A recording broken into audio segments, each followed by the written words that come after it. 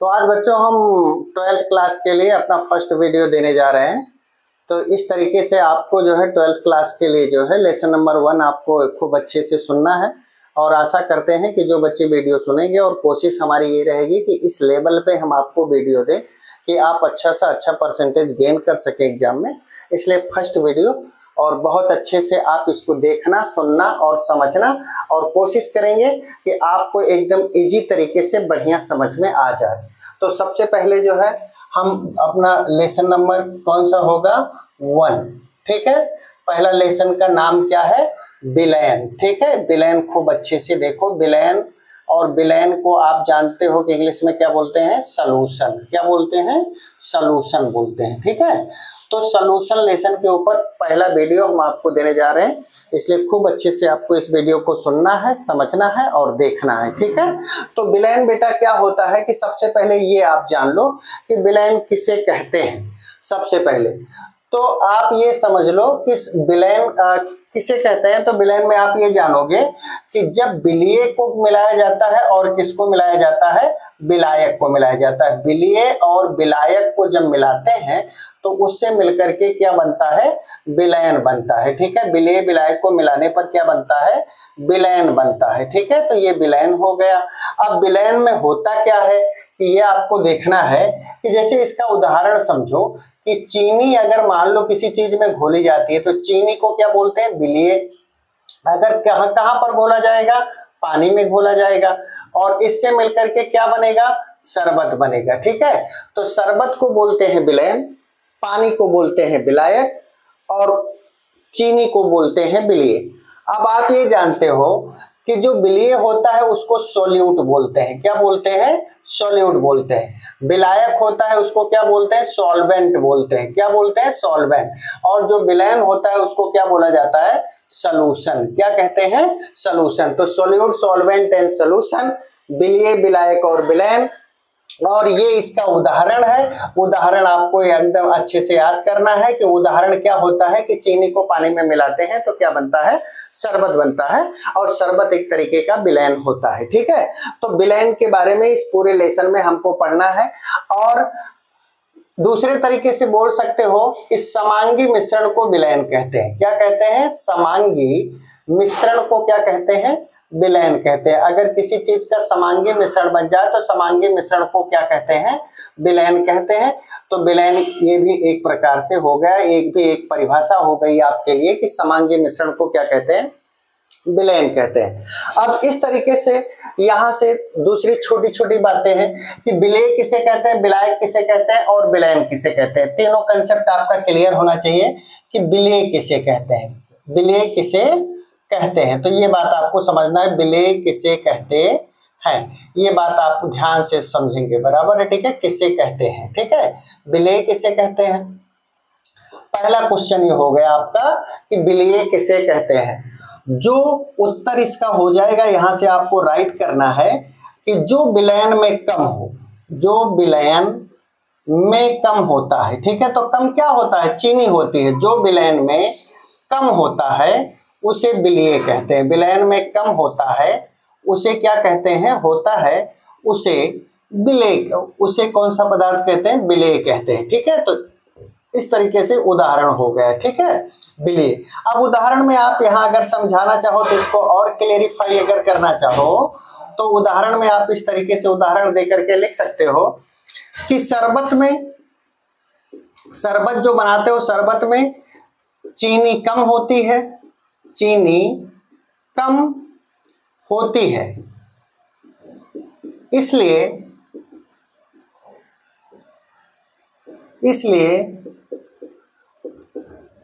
चीनी को विलेय कहते हैं। क्या कहते हैं, चीनी को विलेय कहते हैं। अब एकदम विलेय का कंसेप्ट आपका हमारी समझ से तो क्लियर हो गया होगा, विलेय कहते हैं। आप ये जानते हो कि चीनी पानी में शरबत बनाया आपने, तो जो शरबत बना उसमें चीनी अगर कम है, चीनी की मात्रा कम है तो चीनी को क्या कहा जाएगा, विलेय कहा जाएगा। दूसरा क्वेश्चन इसमें से आपको निकलता है कि विलायक किसे कहते हैं। यानी कि दूसरा क्वेश्चन ये है कि विलायक किसे कहते हैं, किसे कहते हैं, ठीक है, विलायक किसे कहते हैं। तो विलायक किसे कहते हैं, तो यहाँ से आपको ये बात आपको समझ लेना है कि विलायक किसे कहते हैं।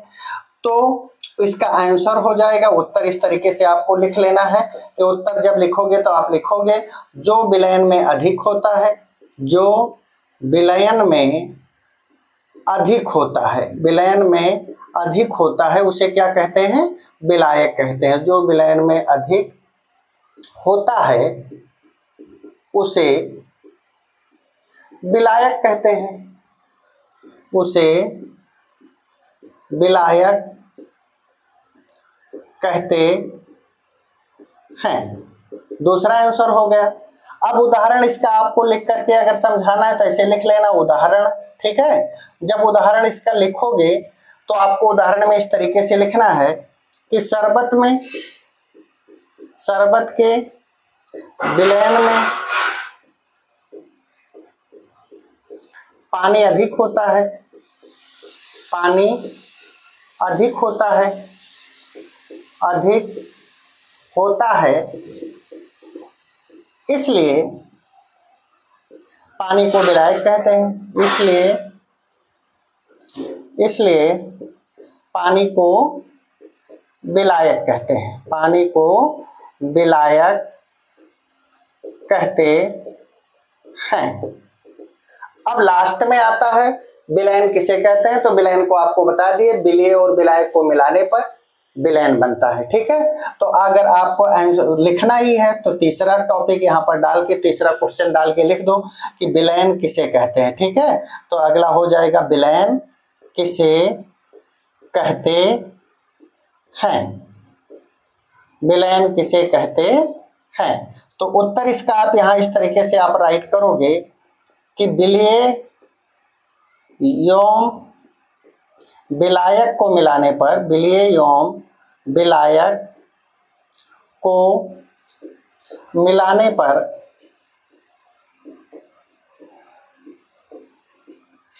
जो बनता है उसे विलयन कहते हैं, विलयन कहते हैं।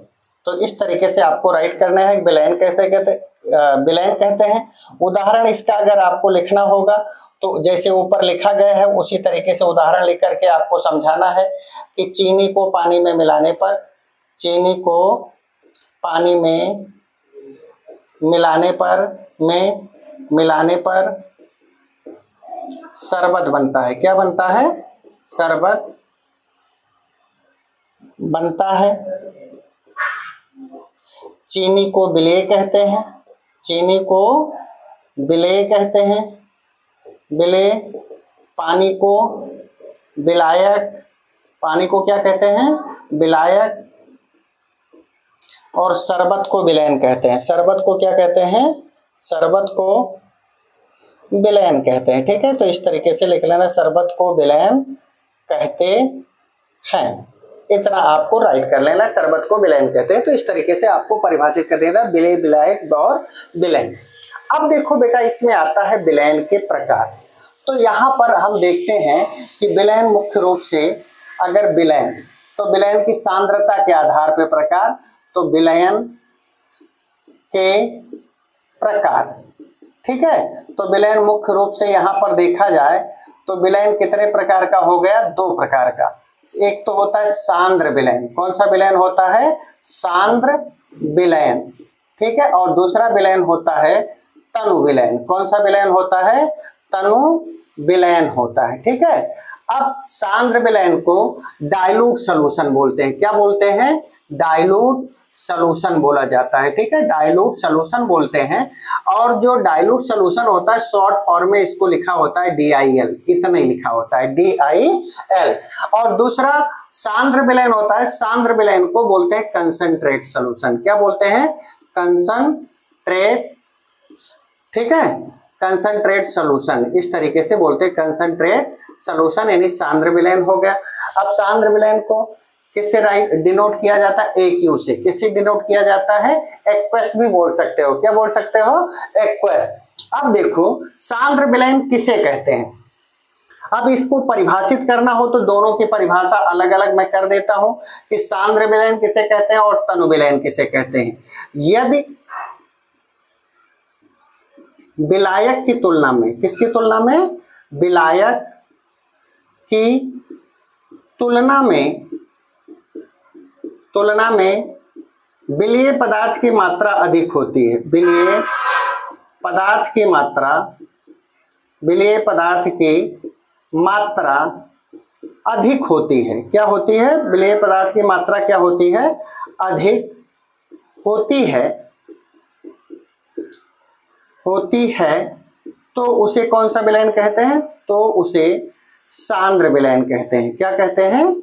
सांद्र विलयन कहते हैं। ठीक है, तो इस तरीके से आपको याद रखना है, विलयन कहते हैं।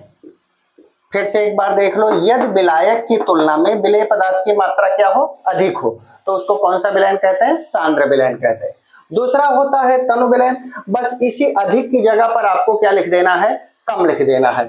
तो यहाँ पर परिभाषा लिखोगे, यदि विलायक की तुलना में, किसकी तुलना में? विलायक की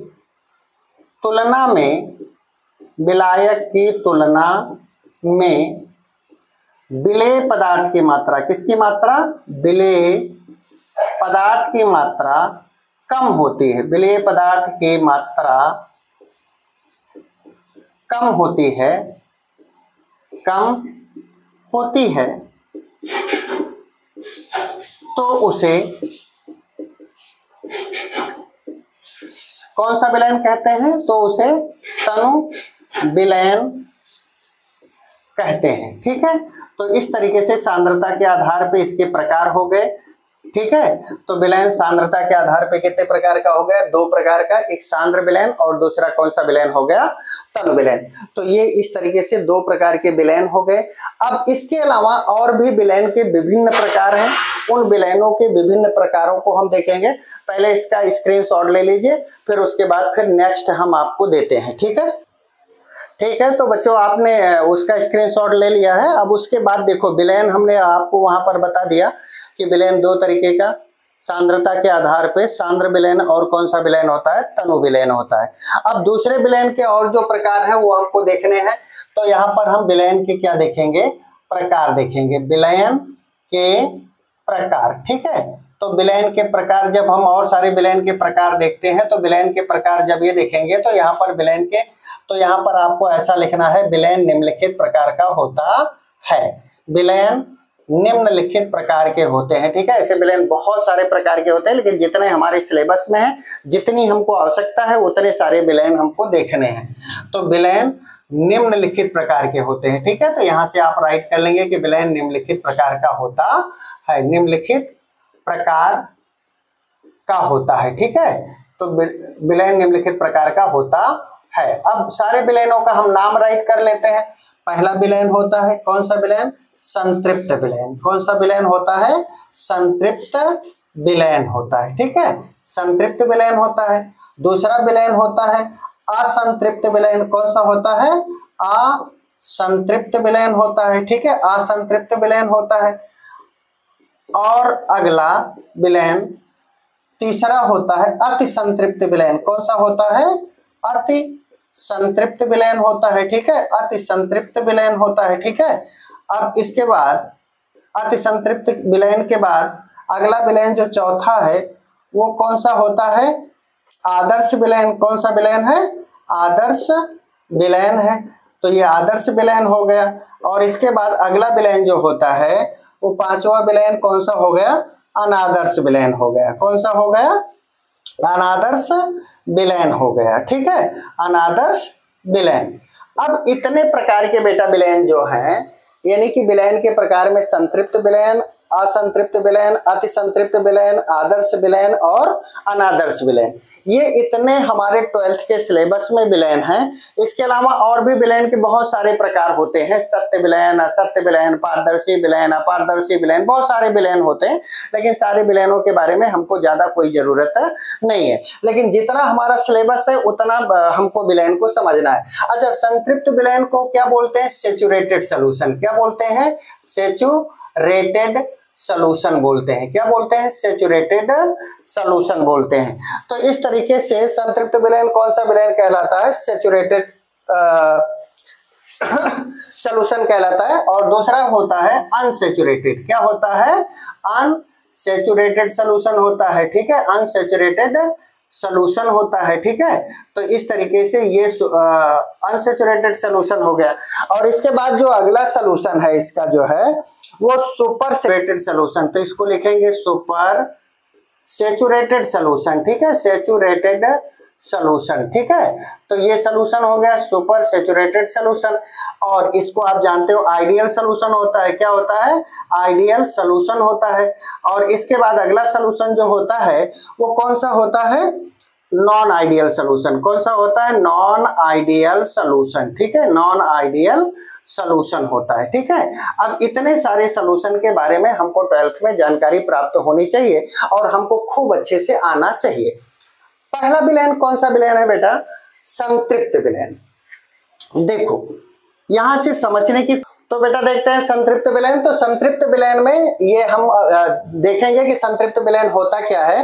कि तो संतृप्त विलयन की परिभाषा लिखेंगे कि हमको अच्छे से समझ लेना है कि अगर जो है कोई भी विलयन है तो विलयन के अंदर यदि किसी निश्चित ताप पर, ताप कैसा होना चाहिए? निश्चित। तो किसी निश्चित ताप पर, निश्चित ताप पर यदि विलायक में और अधिक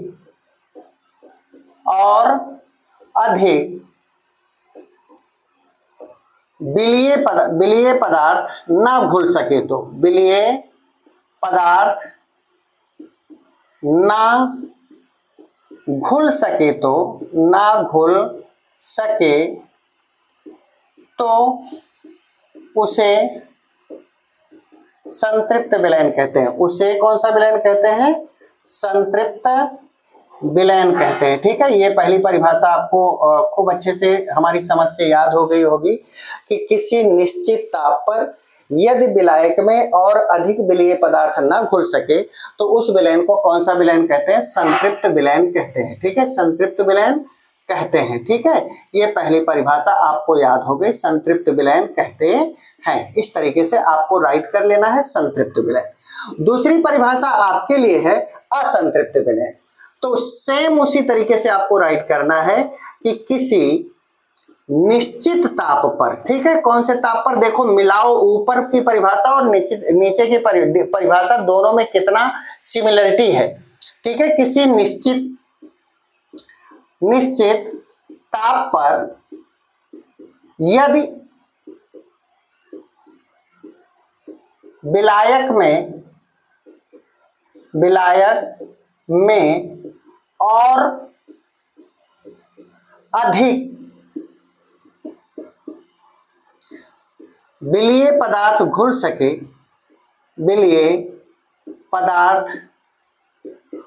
सके तो उसे संतृप्त विलयन तो उसे असंतृप्त विलयन कहते हैं। कौन सा विलयन कहते हैं? असंतृप्त विलयन कहते हैं। ठीक है, विलयन कहते हैं। अब यहां पर देखो बेटा, बस केवल अंतर है कि ना घुल सके और यहां पर क्या हो गया? घुल सके। बाकी दोनों में सेम टू सेम डेफिनेशन है कि अगर ना घुल सके तो संतृप्त, घुल सके तो असंतृप्त विलयन कहलाता है। ठीक है, अब अगला विलयन जो आता है वो अति संतृप्त विलयन आता है। अति संतृप्त, किसी निश्चित ताप पर किसी विलयन को संतृप्त करने के लिए आवश्यक मात्रा से अधिक विलीय पदार्थ यदि विलयन में उपस्थित होता है तो उस विलयन को असंतृप्त विलयन कहते हैं। ठीक है, ये परिभाषा अपने मन से राइट कर दो, मैं ओरली मुंह से बोल देता हूं। किसी निश्चित ताप पर किसी विलयन को संतृप्त करने के लिए आवश्यक मात्रा से अधिक विलेय पदार्थ यदि विलयन में उपस्थित होता है तो उस विलयन को कौन सा विलयन कहते हैं? संतृप्त विलयन, अति संतृप्त विलयन कहते हैं। ठीक है, तो इस तरीके से अति संतृप्त की परिभाषा आपको क्या कर लेना है, राइट कर लेना है। और आदर्श विलयन बता देता हूं। आदर्श विलयन जो राउल्ट के नियम का पालन करे उसे आदर्श विलयन कहते हैं, जो राउल्ट के नियम का पालन ना करे उसे कौन सा विलयन कहते हैं? अनादर्श विलयन कहते हैं। तो ये तीनों परिभाषाएं आपको अपने मन से राइट कर लेना। अति संतृप्त विलयन, आदर्श विलयन और कौन सा विलयन हो गया? अनादर्श विलयन। आदर्श विलयन किसे कहते हैं? जो राउल्ट के नियम का पालन ना करे। अनादर्श विलयन किसे कहते हैं? जो राउल्ट मतलब आदर्श विलयन किसे कहते हैं? जो राउल्ट के नियम का पालन करे। और अनादर्श विलयन किसे कहते हैं? जो राउल्ट के नियम का पालन ना करे। तो इस तरीके से दो तरीके के इतने 5 प्रकार के आपके पास ये विलयन हो गए हैं। पांचों की परिभाषा देख करके और आपको अच्छे ढंग से इसको खूब सुंदर से तैयार कर लेना है। तो ये हो गए विलयन के प्रकार। अब देखो विलयन जो बेटा होता है कि यहां से मेन फोकस हमको करना है आदर्श और अनादर्श विलयन के ऊपर। बाकी तो विलयन ठीक है, पूरे सिलेबस में या पूरे लेसन भर में, इस पूरे लेसन में हमको आदर्श और अनादर्श विलयन पढ़ना है कि आदर्श विलयन क्या होता है और अनादर्श विलयन क्या होता है। तो ये दोनों हम देख लेते हैं कि आदर्श और अनादर्श विलयन क्या होते हैं। आदर्श और अनादर्श विलयन के बारे में हमको खूब अच्छी सी जानकारी रखना है। आपके एग्जाम में आएगा भी कि आदर्श और अनादर्श विलयन में क्या अंतर होता है और ये किस तरीके से राउल्ट के नियम का पालन करता है, किस तरीके से राउल्ट के नियम का पालन नहीं करता है। तो इस तरीके से आपको इसके बारे में खूब अच्छी सी जानकारी होनी चाहिए। तो अब यहाँ पर हम देखेंगे कि आदर्श विलयन जो होता है वो क्या होता है, आदर्श विलयन, और दूसरा क्या होता है आदर्श विलयन एवं अनादर्श विलयन में अंतर होता है। आदर्श विलयन और कौन सा विलयन होता है? और अनादर्श विलयन में अंतर होता है। अनादर्श विलयन, ठीक है, आदर्श और अनादर्श विलयन, इन दोनों विलयनों के बीच में क्या होता है? अंतर होता है कि ये दोनों विलयन हम खूब अच्छे से देखेंगे। ठीक है, तो अब एक तरफ आप बेटा डाल दोगे आदर्श विलयन, कौन सा विलयन डालोगे? आदर्श विलयन, और दूसरी तरफ आप हेडिंग डालेंगे अनादर्श विलयन। क्या डालेंगे इस तरीके से? अनादर्श विलयन। तो बेटा आपको मैंने बताया है कि आदर्श विलयन और अनादर्श विलयन में क्या अंतर होता है। तो जो आदर्श विलयन होता है आइडियल सॉल्यूशन होता है और अनादर्श विलयन जो होता है नॉन आइडियल सॉल्यूशन होता है। तो आदर्श विलयन में मैंने आपको ये पहली बात बताया था, जो राउल्ट के नियम का पालन करता है उसे कौन सा विलयन कहते हैं? आदर्श विलयन कहते हैं। जो राउल्ट के नियम का पालन नहीं करता है वो कौन सा विलयन कहलाता है? अनादर्श विलयन कहलाता है। ठीक है, तो वास्तव में तो कोई भी विलयन आदर्श विलयन होता ही नहीं है, कोई विलयन आदर्श विलयन नहीं होता है। लेकिन फिर भी राउल्ट के नियमानुसार राउल्ट ने इसको परिभाषित किया था कि अगर पी ए बराबर किसके है, पहली बात तो यहां से पहला पॉइंट लिख लेना, जो विलयन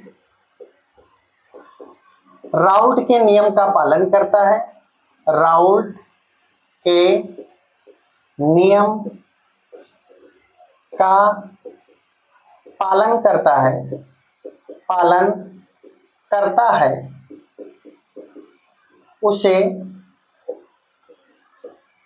आदर्श विलयन कहते हैं। कौन सा विलयन कहते हैं? आदर्श विलयन कहते हैं। ठीक है, और यहां पर दूसरा पॉइंट लिखना है, जो विलयन राउल्ट के नियम का पालन नहीं करता, जो विलयन राउल्ट के नियम का पालन नहीं करता उसे अनादर्श विलयन कहते हैं। क्या कहते हैं? अनादर्श विलयन कहते हैं। ठीक है, तो दो तरीके का विलयन हो गया, अनादर्श विलयन कहते हैं। तो दो तरीके के विलयन हो गए। अब राउल्ट का नियम है क्या, ये हमको अच्छे से देख लेना है कि अगर P A equal to P not A X A और P B equal to P not B X B, अगर ये ऐसा है कि पी ए बराबर है P A not X A और पी बी बराबर है P B not X B, ठीक है। यानी कि मीन्स पी टोटल बराबर किसके होना चाहिए, यहाँ से अगर ये दोनों अगर एक दूसरे के बराबर हैं, यानी कि पी बराबर क्या हो जाएगा, पी ए प्लस क्या हो जाएगा, पी बी के बराबर हो जाएगा। अब पी ए का मान कितना है, पी ए नॉट क्या है, एक्स है, और पी बी का मान क्या है, यहाँ से P B not X B है। ठीक है, अगर ये बराबर किसके है, पी के टोटल है, यानी कि पी टोटल के बराबर है, तो ये आदर्श विलयन है। अगर इसी तरीके से यहाँ पर हो जाए कि P A is not equal P not A X A और P B not equal P B not X B, means P total equal to P A plus क्या हो जाए, पी बी, और P T is not equal to P A not X A plus P B not X B. ठीक है, अगर ये equal ना हो तो अनादर्श विलयन है, अगर ये इक्वल हो गया तो कौन सा विलयन हो गया, आदर्श विलयन हो गया। तो इस तरीके से पहली पोजीशन आप जानते हो। दूसरा अंतर इसमें क्या होता है, दूसरा अंतर क्या होता है कि यदि विलय विलायक को मिलाया जाए और जो विलयन बनेगा, अगर वो डेल्टा भी का मान, उसका आयतन यानी डेल्टा भी की वैल्यू कितना हो जाए, 0 के बराबर हो जाए। ठीक है, यानी कि कोई डिफरेंस उनमें नहीं होना चाहिए। डेल्टा भी इक्वल टू अगर 0 हो तो आदर्श विलयन कहलाता है, अगर डेल्टा भी का मान नॉट इक्वल टू क्या हो, 0 हो, तो कौन सा विलयन कहलाता है, अनादर्श विलयन कहलाता है। ठीक है, आदर्श विलयन और कौन सा हो गया, अनादर्श विलयन हो गया। तीसरी चीज होती है यहाँ पर, अगर इसकी एंथैल्पी यानी डेल्टा एच का मान कितना हो जाए, 0 हो जाए, यानी कि अगर दो विलयी विलायक को आपस में मिलाया जाए और जो उससे विलयन बनेगा, अगर उसके उष्मा में कोई अंतर ना हो, डिफरेंस ना हो, वो अंतर कितना हो, 0 हो, यानी कि कोई भी न ताप बढ़े ना घटे, अगर डेल्टा एच का मान 0 होता है तो आदर्श विलयन होता है। तीसरी प्रोसेस होती है कि अगर डेल्टा एच का मान किसके बराबर हो जाए, नॉट इक्वल टू क्या हो जाए, 0 हो जाए, तो वो कौन सा विलयन कहलाता है, अनादर्श विलयन कहलाता है। इस तरीके से आदर्श अनादर्श विलयन के बीच में हमने 2-3 अंतरों को देखा, और इस तरीके से अंतर के आधार पे हम निर्धारित करते हैं कि कौन सा विलयन आदर्श विलयन होता है, कौन सा विलयन अनादर्श विलयन होता है, और इस निर्धारण के आधार पे हम ज्ञात करते हैं। और इसके बाद जो है, इसके बाद जो आदर्श विलयन होता है, इसमें 2 प्रकार का विचलन होता है। क्या होता है, विचलन होता है। ठीक है, तो विचलन जो होता है वो 2 प्रकार का होता है। एक धनात्मक विचलन होता है, क्या होता है, धनात्मक विचलन होता है, और दूसरा विचलन जो होता है वो ऋणात्मक विचलन होता है। कौन सा विचलन होता है, ऋणात्मक विचलन होता है। धनात्मक विचलन और कौन सा विचलन होता है, ऋणात्मक विचलन होता है। 2 प्रकार का विचलन होता है। विचलन को बोलते हैं डेविएशन होता है। क्या होता है, डेविएशन होता है। ठीक है, और ये डेविएशन 2 टाइप का होता है। एक पॉजिटिव डेविएशन होता है, क्या होता है, पॉजिटिव डेविएशन होता है। क्या होता है, डेविएशन होता है। और दूसरा क्या होता है, नेगेटिव डेविएशन होता है। क्या होता है, नेगेटिव डेविएशन होता है। ठीक है, डेविएशन होता है। तो इस तरीके से अनादर्श विलयन जो होते हैं उनमें 2 प्रकार का विचलन होता है, और विचलन जो होता है वो 2 तरीके का होता है, एक धनात्मक होता है, एक ऋणात्मक होता है। अब धनात्मक डेविएशन क्या होता है, धनात्मक विचलन क्या होता है, ऋणात्मक विचलन क्या होता है, इसके लिए नेक्स्ट वीडियो हम दूसरे वीडियो में देंगे कि धनात्मक और ऋणात्मक विचलन में अंतर क्या होता है। ये आपने देखा आदर्श और अनादर्श विलयन में क्या अंतर होता है। इसके पहले आपने विलयन के प्रकार पढ़ा, अन्य पढ़ा, और इसके बाद जो अगला, ये बहुत इंपॉर्टेंट है, धनात्मक विचलन और ऋणात्मक विचलन। दूसरा वीडियो आपके लिए हम लेकर के आएंगे धनात्मक और ऋणात्मक विचलन पे आधारित। और इतना हम तब तक आप रिवाइज कीजिएगा, देखिएगा, और नेक्स्ट वीडियो आपके लिए बहुत जोरदार लाएंगे, बहुत अच्छा लाएंगे। ठीक है, ओके, स्क्रीनशॉट ले लीजिए इसका।